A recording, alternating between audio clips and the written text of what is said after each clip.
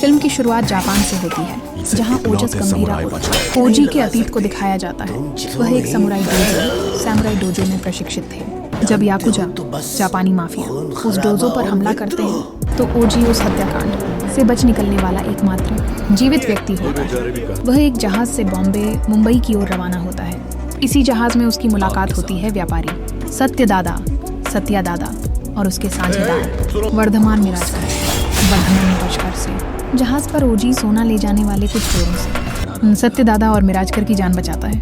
उसकी समुराई कौशल देखकर सत्य दादा प्रभावित होते हैं। ओजी सत्य दादा के प्रति निष्ठा की शपथ लेता है, जो बॉम्बे में एक पोर्ट बनाकर लोगों की मदद करना चाहते थे। आने वाले वर्षों में ओजी की सुरक्षा और समर्थन से सत्य दादा का व्यवसाय और पोर्ट दोनों ही खूब फलते फूलते। ओजी अब एक खतरनाक लेकिन सिद्धांतों वाला गैंगस्टर बन चुका होता है। सत्य दादा का पुराना साझेदार मिराजकर बाद में उसका प्रतिद्वंदी बन जाता है और पोर्ट पर कब्जा करना चाहता है। फिल्म के पहले 1 घंटे में मुख्य रूप से ओजी के अतीत की ताकत, ख्याति और प्रभाव को विभिन्न दृश्यों और फ्लैशबैक के माध्यम से दिखाया जाता है, जहां उसके काताना कटाना, तलवार से लड़ाई और मुंबई अंडरवर्ल्ड में उसकी पकड़ को उभारा गया है। पहले घंटे के अंत तक यह दिखाया जाता है कि ओजी ने अपना गैंगस्टर जीवन छोड़ दिया है और अब अपनी पत्नी कनमानी और बेटी के साथ शांतिपूर्ण जीवन जी रहा है। लेकिन मिराजकर का बेटा ओमी भाव अपने हिंसक कृत्यों से ओजी को फिर से लड़ाई के मैदान में लौटने पर मजबूर कर देता है। इस हिस्से में सत्या दादा के परिवार की आंतरिक समस्याओं को और विस्तार से दिखाया जाता है, खासकर उनके दिवंगत बेटे चक्री के कामकाज और मिराजकर से संबंधों को उजागर किया जाता है।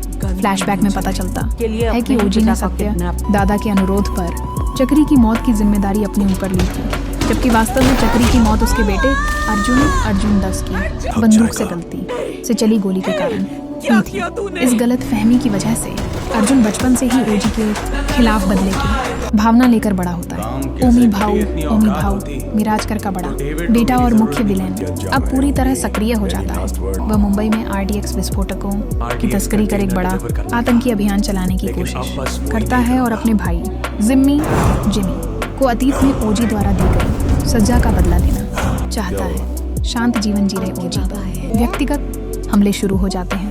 जिम्मी अपने गुर्गों के साथ ओजी की पत्नी कनमानी को खोजने निकलता है, जो एक डॉक्टर है और अस्पताल में काम करती है। एक दिल दहला देने वाले दृश्य में जिम्मी और उसके लोग अस्पताल में कनमानी को गोली मार देते हैं, जिससे उसकी मौत हो जाती है।